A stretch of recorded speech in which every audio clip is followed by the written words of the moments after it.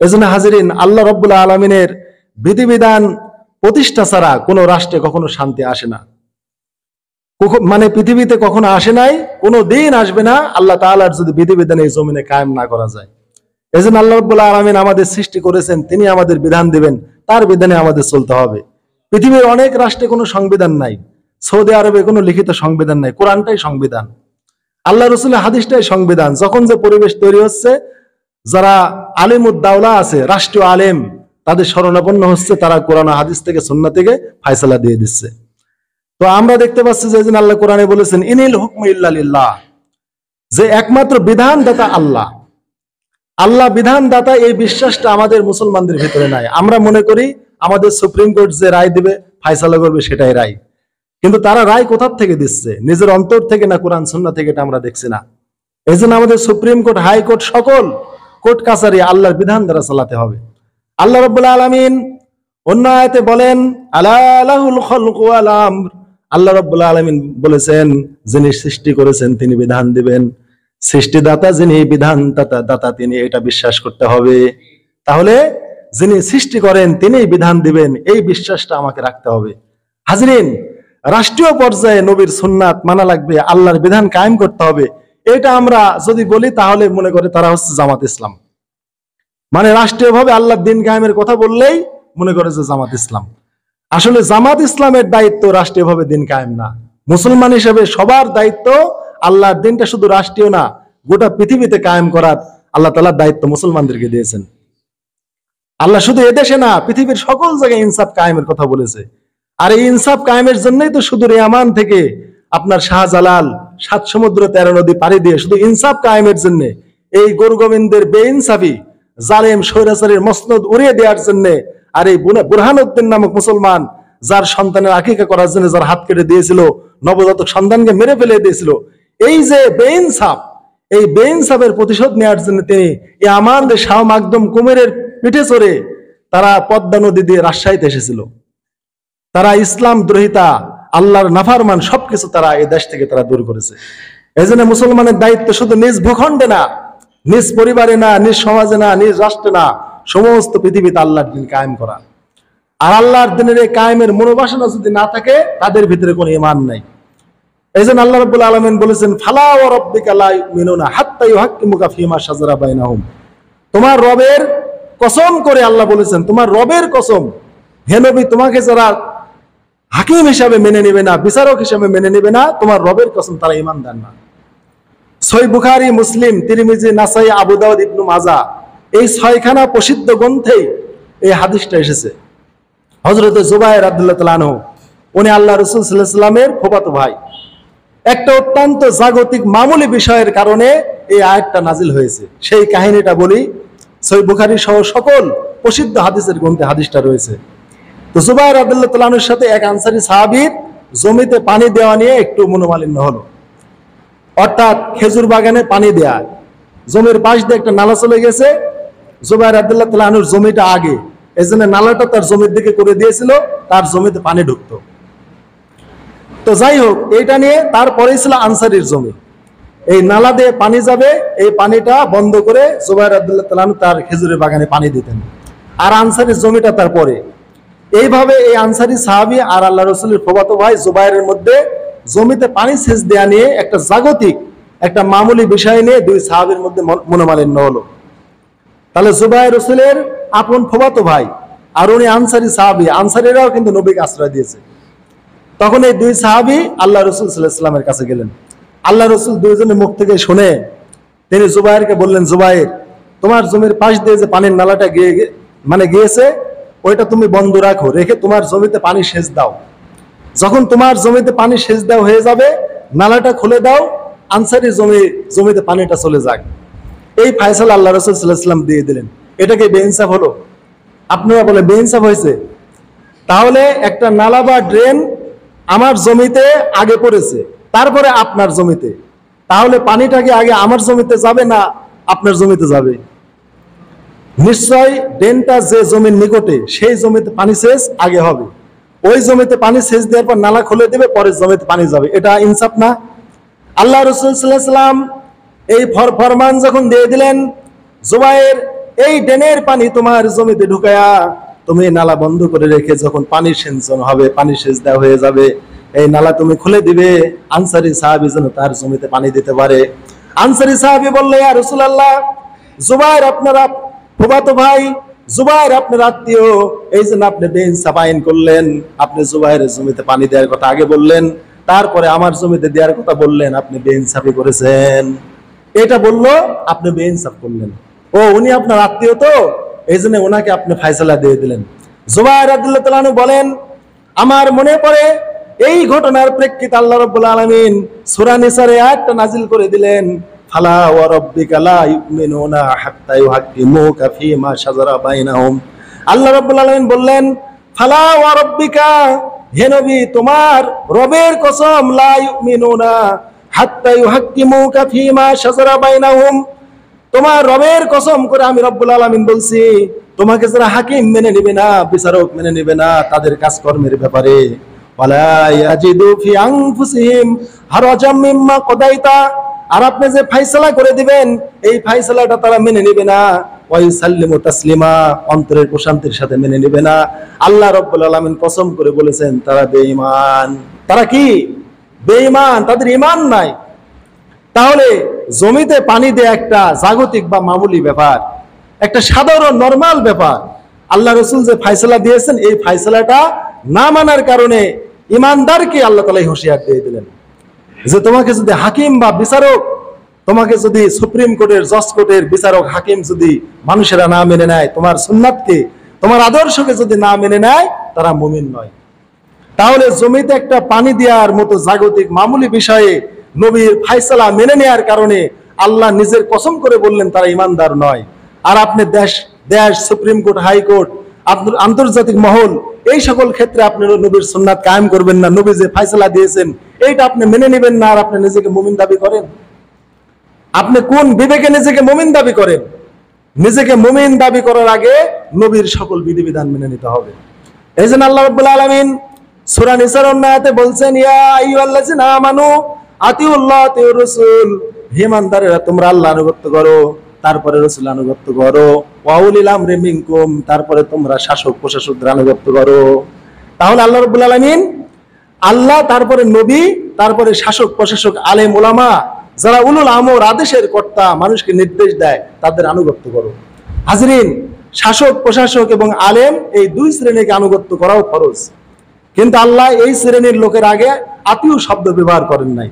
আতিউল্লাহ ওয়া আতিউর রাসূল, আল্লাহর এবং রাসূলের আনুগত্য করো, ওয়া উলিল আমরি মিনকুম বলেছেন, ওয়া আতিউ উলিল আমরি মিনকুম বলেন নাই। এই জন্য কোন উলিল আমর, যারা আদেশের কর্তা, হোক শাসক প্রশাসক, হোক আলেম ওলামা, তারা যদি আগে আল্লাহ এবং রাসূলের সুন্নাতের পাবন্দি করে, তাদের আনুগত্য করে, তাহলে শাসক প্রশাসক এবং আলেম ওলামার কথাকে মানা যাবে। তা যদি না হয় তাহলে কোনো শাসক প্রশাসকের আনুগত্য করা যাবে না। এখন আপনারা যে শাসকের আনুগত্য করেন, সেই শাসক দেখেন আতিউল্লাহ, আল্লাহর আনুগত্য সে কিনা, ও আতিউর রাসূল, রাসূলুল্লাহ সাল্লাল্লাহু আলাইহি ওয়াসাল্লামের ইত্তেবা সে করে কিনা। যদি কোনো শাসক প্রশাসক আলেম যদি আল্লাহ এবং রাসূলের আনুগত্য না করে, তাহলে তার আনুগত্য করা জায়েজ নাই, তার কথা বা ফরমান শোনা জায়েজ নাই। তারপরে আল্লাহ বললেন, শাসক প্রশাসক আলেম ওলামার কথা শুনতে গিয়ে, ফাইন তানাযাতুম ফি শাইইন, যদি কোনো বিষয়ে তোমরা বিরোধে পড়ে যাও, মতপার্থক্য হয়ে যায়, ফারুদ্দুহু ইলাল্লাহি ওয়ার রাসূল, সেটা আল্লাহ এবং রাসূলের দিকে ফিরিয়ে দাও। আল্লাহ এবং রাসূল কি ফয়সালা দিয়েছেন সেই দিকে তোমরা আসো। এটাই হচ্ছে যালিকা খায়র ওয়া হাসানু তা'ওয়িলা, এটাই হচ্ছে সবচেয়ে উত্তম পথ, ব্যাখ্যার দিক দিয়ে, পরিণামের দিক দিয়ে সবচাইতে উত্তম। এর চেয়ে উত্তম ফয়সালা নাই। ইন কুনতুম তুমিনুনা বিল্লাহি ওয়াল ইয়াউমিল আখির, যদি তোমরা মুমিন হয়ে থাকো আর আখিরাতে বিশ্বাসী হয়ে থাকো। তাহলে আল্লাহ এবং রাসূলের আনুগত্য করার পর আলেম ওলামা, শাসক প্রশাসকের আনুগত্য করাটাও ফরজ। আর আমরা মনে করি যে রাষ্ট্রীয়ভাবে ইসলাম কায়েম না হলে সমস্যা কি? আমরা তো নামাজ পড়ছি ভাইরা, নামাজ শুধু ইসলাম না, ইসলামী বিধিবিধান দুই প্রকারের, একটা ব্যক্তিগত পালনীয়, আরেকটা রাষ্ট্রীয়ভাবে পালনীয়। ব্যক্তিগতভাবে পালনীয় আপনি নামাজটা ব্যক্তিগতভাবে আপনি পালন করছেন, কিন্তু এই যে জুমার নামাজ আজকে পড়তে এসেছেন, এটা রাষ্ট্রীয় ব্যাপার। রাষ্ট্রের যদি অনুমতি না থাকে জুমার নামাজ পড়া জায়েজ নেই। জুমার নামাজ ফরজ হওয়ার যে শর্তগুলো রয়েছে, ওই শর্তের মধ্যে একটা শর্ত হলো ইসলামী রাষ্ট্রপ্রধানের নেতৃত্বে বা ইমামতিতে বা ইসলামী রাষ্ট্রপ্রধান কর্তৃক নিয়োজিত ইমামের নেতৃত্বে জুমার সালাত আদায় করা ফরজ। যদি কোনো রাষ্ট্রের ইসলামী শাসক প্রশাসক যদি জুমার নামাজ না পড়েন বা পড়ানোর অনুমতি না দেন বা তারা কোনো প্রতিনিধি মসজিদে না পাঠান, তাহলে সেই এলাকায় জুমার নামাজ কায়েম করা জায়েজ নাই। এখন হাজিরিন, এটাই হচ্ছে উসুল। কিন্তু এই উসুলটা আমাদের দেশে নাই। আমাদের দেশের শাসক প্রশাসকরা নামাজ পড়ানোর মতো যোগ্যতা এদের নাই, আবার এরা প্রতিনিধিও নিয়োগ করে না। কিন্তু আল্লাহর এত বড় বিধান আমরা তাদের দিকে তাকিয়ে নষ্ট করতে পারবো না। তাই আমরা জুমার নামাজটা আমরা দুরুস্ত মনে করি, জায়েজ মনে করি আমাদের দেশে। যদিও সরকারের নেতৃত্বে ইমামতি হয় না বা সরকার ইমামতি করে না বা তার নিয়োগ দেয় ইমাম নামাজ পড়ায় না, তারপরে যেহেতু জুমার নামাজ আল্লাহর বিধান, আল্লাহ কোরআনে বলেছেন, রাসূল হাদিসে বিধান দিয়েছেন, আমরা এই ফজিলতের দিকে তাকিয়ে, আল্লাহর ফরমানের দিকে তাকিয়ে, নবীর সুন্নাতের দিকে তাকিয়ে, আমরা রাষ্ট্রের দিকে না তাকিয়ে আমরা এই বিধানটা পালন করি। কিন্তু এটা কিন্তু রাষ্ট্রীয় বিধান। আপনি নামাজ পড়লেন ব্যক্তিগত বিধান, কিন্তু নামাজ তরক করলে যে শাস্তি আছে এটা রাষ্ট্রীয় বিধান। আর আপনি বলছেন রাষ্ট্র কেন লাগবে? রাষ্ট্র কেন লাগবে? রাষ্ট্রীয়ভাবে দিন কায়েম ছাড়া ইসলাম কমপ্লিট হয় না। একজন জেনা ব্যভিচার করলো, তার শাস্তির জন্য ইসলাম। একজন মদ পান করেছে, তার শাস্তি দিবে রাষ্ট্র। একজন একটা সতী নারীর প্রতি অপবাদ দিয়েছে, তাকে মারবে রাষ্ট্র। চোর চুরি করেছে, আপনার শাস্তি দিবে রাষ্ট্র। হজ করবেন রাষ্ট্রীয় আইনে, জিহাদ করবেন রাষ্ট্রীয় আইনে। রাষ্ট্রীয় আইন ব্যতি রেখে আপনার জিহাদ ফরজ নয়। এই জন্য রাসূলের হাদিস, ইন্নামাল ইমামু জুন্নাহ ইউকাতালু মিন ওয়ারাই, সহিহ হাদিস, আবু দাউদ সহ বুখারী মুসলিম প্রায় গ্রন্থে হাদিসটা রয়ে গেছে যে ইন্নামাল ইমামু জুন্নাহ ইউকাতালু মিন ওয়ারাই, একজন রাষ্ট্রপতি হচ্ছে জিহাদের নেতা, তারই আনুগত্যে বা নেতৃত্বে জিহাদ করতে হবে। অতএব রাষ্ট্রপ্রধান অনুমতি না দিলে জিহাদ করা জায়েজ নাই, ব্যক্তিগতভাবে জিহাদ করা যায় না। তারপরে রাষ্ট্রপ্রধান যদি ফাসেক হয়, তবুও তার নেতৃত্বে জিহাদ করতে হবে, হজ করতে হবে। হাজিরিন, সমাজে যদি এতিম থাকে, তার যদি কোনো অভিভাবক না থাকে, তার দায়িত্ব নেবে রাষ্ট্র। এটা ইসলামের বিধান। কোনো মহিলার বিবাহ হচ্ছে না, তার কোনো অভিভাবক নেই, ওলি নেই, তার দায়িত্ব নেবে রাষ্ট্র। রাষ্ট্রীয় বিধিবিধান বা রাষ্ট্রীয় মাধ্যম ব্যতি রেখে ইসলাম কমপ্লিট হয় না। আমরা মনে করি যে রাষ্ট্রীয়ভাবে আবার দিন কি? জামাত ইসলাম বা অন্যান্য দলেরা বলে যে রাষ্ট্রীয়ভাবে আল্লাহর বিধান কায়েম করতে হবে, আল কোরআনের আলো সংসদে জ্বালো। সংসদে আবার আল্লাহর কোরআনের আলো কেন জ্বালতে হবে? আপনি জানেন না যে ইসলামটাই রাষ্ট্রীয় বিধিবিধান? ইসলামের সকল বিধিবিধানই রাষ্ট্রের আনুকূল্যে বা রাষ্ট্রের আনুগত্য করতে হবে। এই জন্য আলিম ওলামা রুহানি ভাবে মানুষকে তৈরি করে, আর শাসক প্রশাসকগণ একবারে সুপ্রিম পাওয়ার দিয়ে মানুষের প্রতি এজবার মানে জবরদস্তি করে, সেনা মোতায়েন করে প্রয়োজনে তাদেরকে আল্লাহর বিধান মানাবে। এই জন্য আলেমরা, আল্লাহ বলেছেন ফাযাক্কির ইন্নামা আনতা মুযাক্কির লাস্তা আলাইহিম বিমুসাইতির।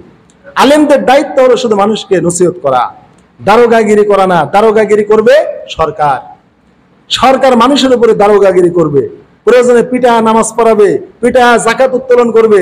যেমন ভাবে হযরতে আবু বকর রাদিয়াল্লাহু তাআলা আনহু তিনি যাকাত দান যারা করে নাই তাদের বিরুদ্ধে যুদ্ধ ঘোষণা করেছেন, যে যারা নামাজ আদায় করে কিন্তু যাকাত দেয় না, আমি তাদের বিরুদ্ধে যুদ্ধ করব।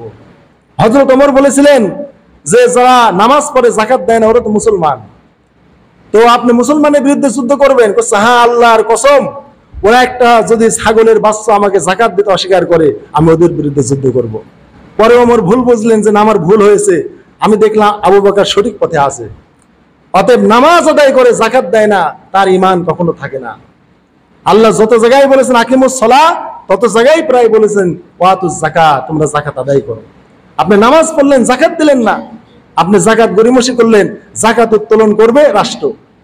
শুধু তাই না, ওয়া আমিলিনা বিহা, আল্লাহ বলেছেন সরকার যে লোকগুলো দিয়ে যাকাত তুলবে, ওই যাকাতের টাকা দিয়ে তাদের বেতন দিবে। একে বলা হয় আমেল। ইন্নামাস সাদাকাতুল লিল ফুকারা ওয়াল মাসাকিন ওয়াল আমিলিনা। আল্লাহ নিজেই বলেছেন যে সাদাকাত ফকির মিসকিন পাবে, আর এর আমেল কর্মী যারা যাকাত উত্তোলন করে, সরকারের যাকাতের টাকা দিয়ে তাদের বেতন দিবে, সরকারের কোষাগার থেকে দিতে হবে না। এই জন্য হাজরিন, আল্লাহর জমিন আল্লাহর বিধিবিধান কায়েম ছাড়া কখনো শান্তি আসবে না। এই জন্য আল্লাহ তাআলা সূরা আরাফের মধ্যে বলেন, ওয়ালাউ আন্না আহলুল কুরআ আমানু ওয়াত্তাকাউ লাফাতাহনা আলাইহিম বারাকাতিম মিনাস সামাই ওয়াল আরদ। আল্লাহ রাব্বুল আলামিন বলেন, যদি কোনো জনপদের লোকেরা ঈমান আনে, এরপর আল্লাহকে ভয় করে, আমি রব্বুল আলামিন আসমান এবং জমিনের সব বরকতের দরজাগুলো তাদের জন্য খুলে দেব। এটা আল্লাহর ওয়াদা। এই জমিনে যদি আমরা বরকত পেতে চাই, আল্লাহর বিধিবিধান কায়েম ছাড়া কোনো পথ নাই। ওয়ালাউ আন্না হালাল কুরা আমানু ওয়াত্তাকাউ, আল্লাহ বললেন যে কোনো জনপদের অধিবাসীরা, যদিও এটাকে মক্কা নগরী বলা হয়েছে, কিন্তু সকল জনপদ, পৃথিবীর যে কোনো প্রান্তের, যে কোনো দেশের, যে কোনো স্থানের, যে কোনো নগরীর মানুষেরা যদি ঈমানের পর আল্লাহকে ভয় করে, লা ফাতাহানা, আল্লাহ বলেছেন অবশ্যই আমরা খুলে দেব, আলাইহিম বারাকাতুম মিনাস সামাই ওয়াল আরদ, আসমান এবং জমিনের বরকতের দরজা। সোনার ভাইরা আমার, আল্লাহ রাব্বুল আলামিনের বিধিবিধানগুলো মক্কার লোকেরা রাসূলুল্লাহ সাল্লাল্লাহু আলাইহি ওয়াসাল্লামের সাথে ঈমান এনে আল্লাহকে ভয় করেছে, আল্লাহর বিধিবিধান প্রতিষ্ঠা করেছে। বরকতের দরজা কে খুলে দিয়েছে? আল্লাহ রাব্বুল আলামিন খুলে দিয়েছেন। আমরা এটা তো জানি, আধুনিক যুগে আমরা আসি, যখন সাম্রাজ্যবাদী, যখন আধিপত্য বিস্তারকারী আমেরিকা দীর্ঘ 20 বছরের অধিক কাল আফগানিস্তানে মানে ভাঙচুর করলো, হত্যা করলো, সবকিছু পুড়িয়ে শেষ করে দিল, প্রাকৃতিক সম্পদ নষ্ট করলো, তাদের নিজ রাষ্ট্রে নিয়ে গেল, আফগানিস্তানকে একবারে ধ্বংসের শেষ প্রান্তে রেখে গেল। এবং আমেরিকা সাম্রাজ্যবাদী শক্তি চিন্তা করলো, বর্তমানে আফগানিস্তানে যে গৃহযুদ্ধ, যে ভঙ্গুর অবস্থায় রেখে গেলাম, এবং আফগানিস্তানের সমস্ত টাকা বিশ্ব ব্যাংকে জমা আছে, আজও বিশ্ব ব্যাংক এবং আমেরিকা এই টাকা আফগানিস্তানে দেয় নাই। অতএব তারা চিন্তা করলো, এইরকম নাজুক পরিস্থিতিতে যদি আফগানিস্তানকে রেখে আমরা চলে যাই, এরা না খেয়ে না দিয়ে এরা গৃহযুদ্ধ করে এমনিতে শেষ হয়ে যাবে। অতএব কি করো, এখন যুদ্ধবিরতি দিয়ে চলে যাও। তখন ওদের অস্ত্র শস্ত্র ট্যাঙ্ক ম্যাং যা ছিল সব কিছু রেখে তারা চলে গেল।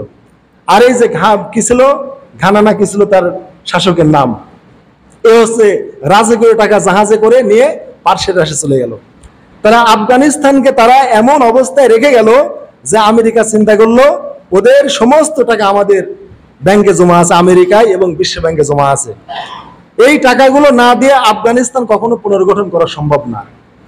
আর এই দেশের যে অবস্থায় রেখে গেলাম, গৃহযুদ্ধ এবং ফসলহীন অবস্থায়, প্রাকৃতিক সম্পদহীন অবস্থায় যেভাবে রেখে গেলাম, এই দেশের মানুষ না খেয়ে এমনি মারা যাবে। তারা চলে গেল। কিন্তু তালেবান সরকার ক্ষমতায় আসার পর কি করলো, সর্বপ্রথম যে কাজটা করলো সেটা হচ্ছে আফিম উৎপাদন বন্ধ করে দিল।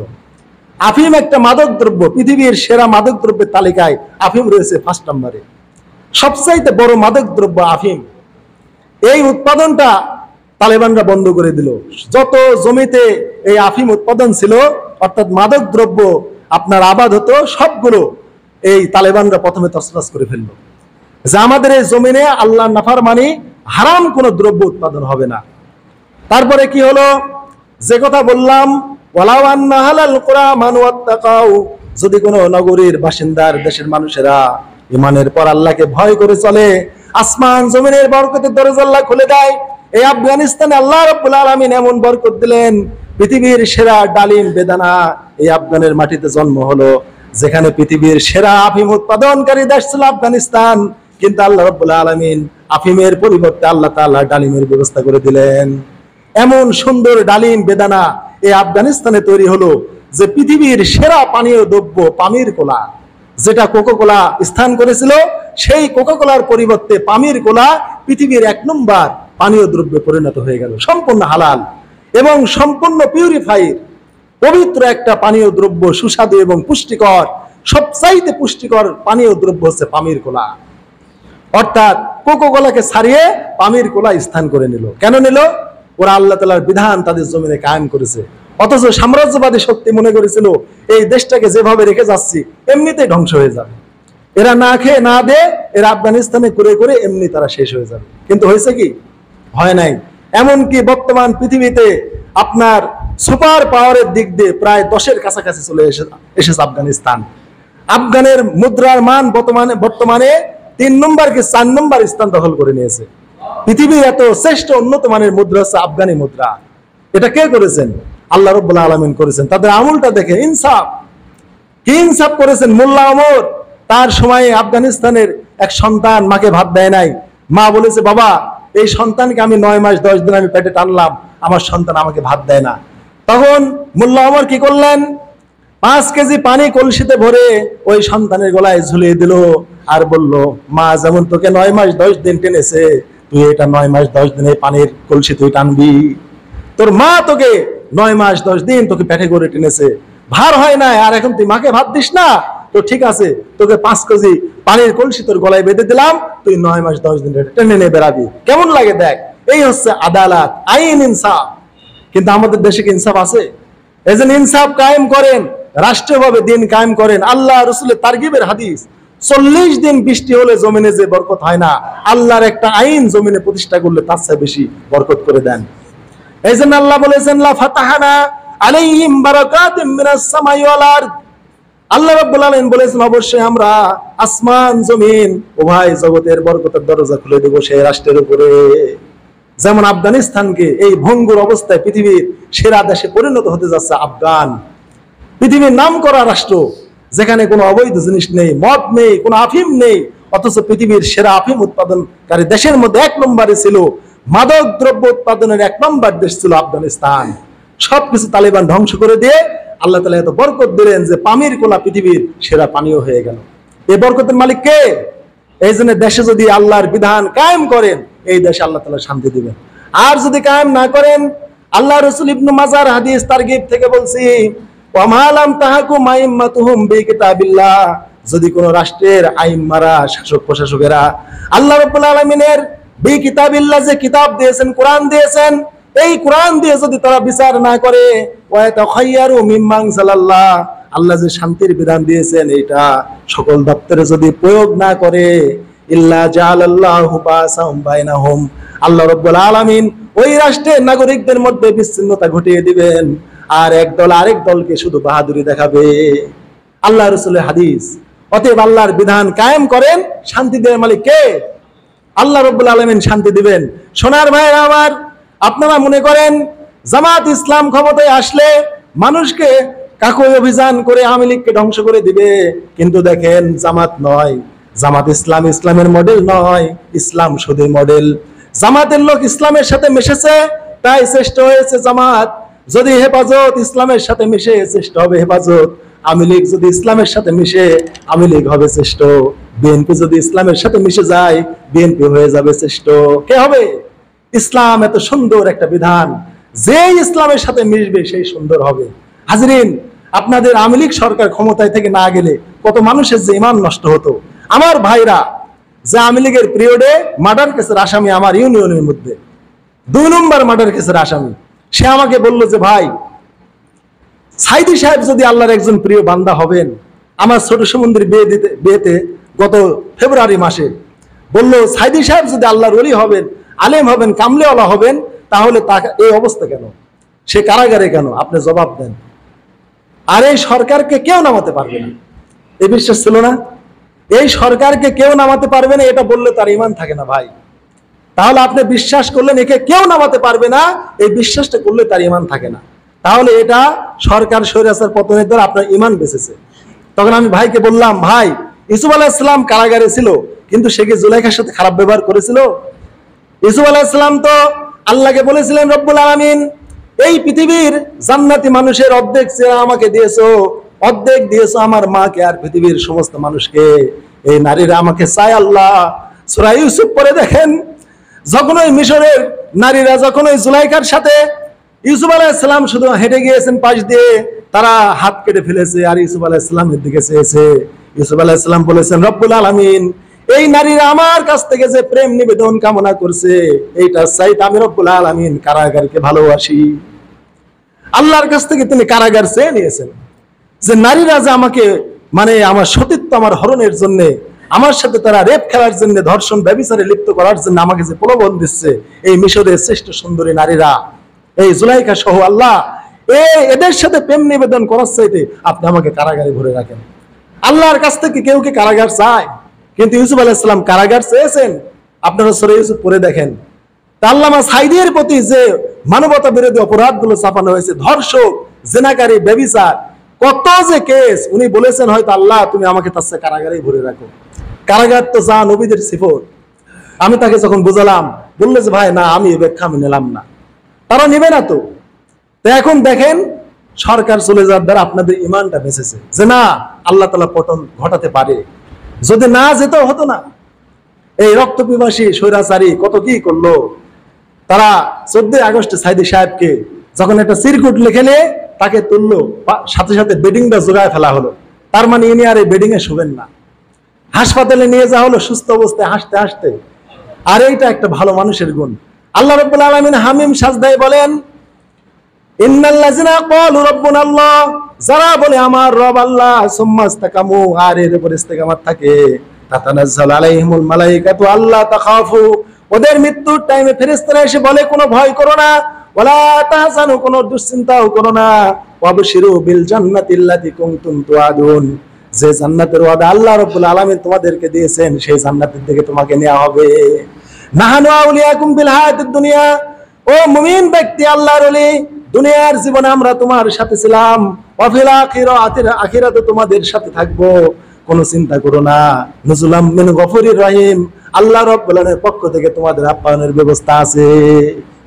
ওনাকে তো আল্লাহর ফেরেশতারা আহ্বান করেছেন। আল্লাহ এটা হামিম সাজদাই বলেছেন। মৃত্যুর সময়ে আল্লাহর প্রিয় বান্দাদের নিকটে ফেরেশতারা এসে এই কথা বলতে থাকে, তখন তারা মুস্কি হাসে। জান্নাতের যখন খোঁজ খবরই দেয় তারা মুস্কি হাসে। আমরা আল্লাহর এই প্রিয়তম ওলিকে দেখেছি, যখন তাকে সেই পিজন ভ্যানে করে নিয়ে যাওয়া হচ্ছিল, পুলিশের কাঁধে ভর দিয়ে মুস্কি হাসিছিল, তার দাঁতগুলো বের করে কি সুন্দর মুস্কি হাসতেছিলেন, যেন মৃত্যুর দিকে তাকে না, তাকে জান্নাতের দিকে নিয়ে যাওয়া হচ্ছে। এটাই আল্লাহ বলেছেন, নুজুলাম মিন গফুরির রহিম, তোমার রবের পক্ষ থেকে তোমাকে আপ্যায়ন করা হবে, আজকে চলো। তারপরে আল্লাহ বলেছেন, ইয়া ইবাদি আল্লাযিনা আসরাফু আলা আনফুসিহিম, হে বান্দারা যারা নফসের প্রতি জুলুম করেছো, লা তাকনাতু মির রাহমাতিল্লাহ, আল্লাহ রহমত থেকে তোমরা নিরাশ হও না, আল্লাহ তাআলা ক্ষমাশীল।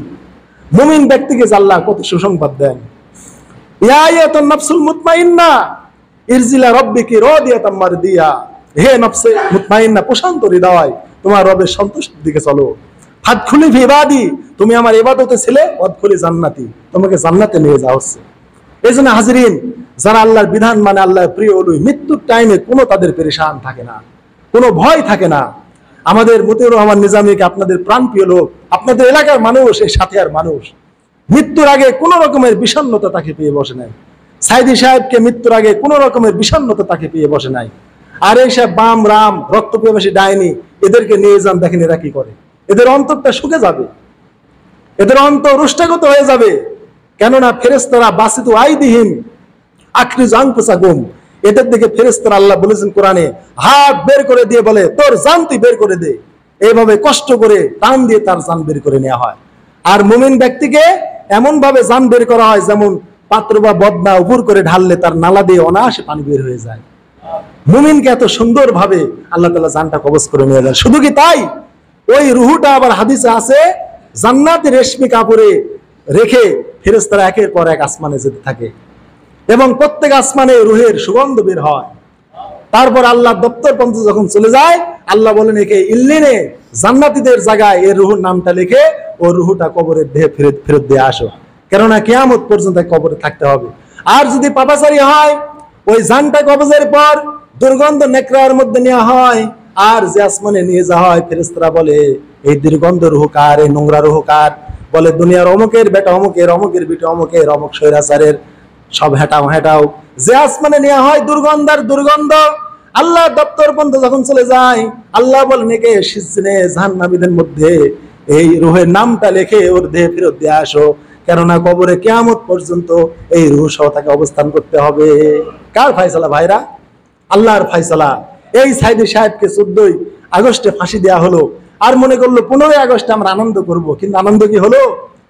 যার ওয়াজ নসিহত বন্ধ করার জন্য মৃত্যুর দুয়ারে পৌঁছে দেওয়া হলো। আমরা 14 আগস্টে দেখলাম যে 15 আগস্টে যার ওয়াজ বাজবে, যার বক্তৃতা বাজবে, তার বক্তৃতার পরিবর্তে সাইদের বক্তৃতা বাজলো। এই স্বপ্ন কি মানুষ দেখেছিল? কোনোদিন কেউ কল্পনা করে নাই। সম্মানের মালিক কে? সোনার ভাইরা, দেবীপুর বাজারে ওয়াজ বেজেছে, আতাই গোলা গেলাম, স্কয়ার মার্কেটের 4 তলার উপরে ওয়াজ বাজতেছে দিলওয়ার সাইদি রাহিমাহুল্লাহ, আর মুরব্বীদের চোখে দেখলাম শুধু পানি আর পানি। সাইদি সাহেবের যখন নামাজের ওয়াজটা বাজতেছে, আমি আতাই গোলা বাজারে যখন বিকালে গেলাম, মুরব্বীদের মধ্যে কি কান্না আর চেহারা, চোখ দিয়ে পানিগুলো বেরিয়ে যাচ্ছে। নামাজের ওয়াজটা বাজতেছে, মনে হচ্ছে যেন তিনি জীবন্ত মানুষ ওয়াজটা করছেন। এই সোনার মানুষের ওয়াজটা আমরা 15 আগস্ট হয়তো আমরা নিজ কানে নিজ চোখে দেখে শুনতে পারতাম আল্লাহর ফায়সালা থাকলে, কিন্তু আমরা তাকে হারিয়ে ফেলেছি। হাজিরিন, পৃথিবীর বুকে একমাত্র অদ্বিতীয় অবিসংবাদিত একজনই মুফাসসিরে কোরআন, তিনি হচ্ছেন আল্লামা সাঈদী রাহিমাহুল্লাহ, যাকে আল্লাহ পাক স্বয়ং কুদরতি ভাবে এমন কণ্ঠ দিয়েছেন, কোরআনের এমন তাত্ত্বিক জ্ঞান দিয়েছেন, এমন বোঝানোর হিকমত দিয়েছেন, পৃথিবীর আর দ্বিতীয়ত কারো ছিল না। এমন নসিহতের বাণী যার কথা শুনে হিন্দুরা পদ ইসলাম কবুল করেছে। শুকরঞ্জন বালি তার জানাজার নামাজে শরীক হয়েছে। শুকরঞ্জন বালির চোখে পানি দেখা গেছে, যে শুকরঞ্জন বালিকে মিথ্যা সাক্ষ্য দিয়ে নিয়ে গেছে, কিন্তু সে মিথ্যা সাক্ষ্য দেয় নাই। মুসলমানদের উপরে হিন্দুরা জিতে গেছে। এসকে সিনহা হিন্দু মানুষ, প্রধান বিচারপতি, সাঈদীকে ফাঁসির আদেশ দেয় নাই, বিদেশে চলে গেছে, তবু মিথ্যা রায় দেয় নাই, কিন্তু রায় দিয়েছে কালো মানিক ধলা মানিক কত মানিক। আজ তাদের কি অবস্থা হাজিরিন, কেউ কল্পনা করে নাই। এই জন্যে আল্লাহর আইন কায়েম করেন, আল্লাহর আইন আল্লাহর বিধান যে জড়িত হবে সেই সম্মানিত হয়ে যাবে। এই জন্য আওয়ামী লীগের ভাইরা মনে করতে পারে আমরা চিরনি অভিযান করেছি, জামাত আসলে আমাদের উপর কাকই অভিযান হবে, না, হবে না। আমাদের শায়েখ বলেছেন, ডাক্তার শফিউর রহমান বলেছেন, আমরা দলীয় ভাবে জামাতের পক্ষ থেকে আমরা আওয়ামী লীগকে মাফ করে দিলাম, ওদের প্রতি আমাদের কোনো প্রতিশোধের বিষয় নাই। হাজিরিন, এইটাই হচ্ছে ইসলাম, এটা জামাত না।